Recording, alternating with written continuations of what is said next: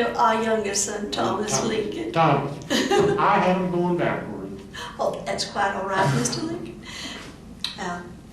I have blessed Nancy Hanks every day of my life for bringing you into the world, Mr. Lincoln. For I truly did not start living until I met you.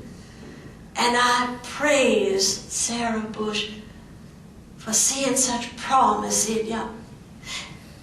Now, speaking of promise, sir, I think our guest might like to know a little bit more about your time as an outstanding military leader.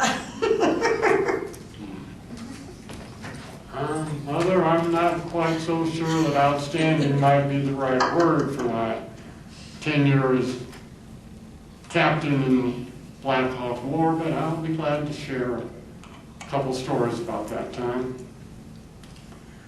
When the Black Hawk War broke out, the forces of the regular army were insufficient to deal with the uprising, and citizens were asked to form companies of volunteers. I did just that with a group of young men, mostly from New Salem, where I was living, and the nearby tiny village of Clary's Grove. My men elected me their captain, and that was a success which gave me more pleasure than any that I had had since. Although our company was officially designated as mounted, we were cavalry. Neither I nor a single one of my men owned a horse.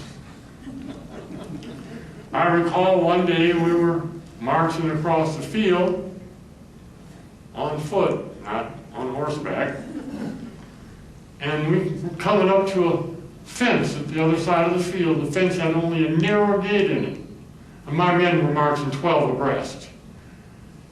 And by golly, I could not for the life of me remember the proper command to get the men to switch over from marching 12 abreast to marching in single file so they could get through that narrow gate. The fence was getting closer and closer, and I had to figure out what to do to keep them from walking into it. So I finally called the men to a halt, told them to fall out on this side of the fence and fall back in on the other side. That worked. When I got back from the Black Hawk War and had mustered out, I was asked by many of the folks there in New Salem to recount a tale or two of my experiences with Indians during the conflict, and the best I could recollect was one night when I had to restrain my men from butchering a more or less friendly one who was carrying a military pass. So it seems to me that my contribution to the Black Hawk War was that there was one more Indian left alive at the end of it than there would have been otherwise had Abraham Lincoln not taken up arms.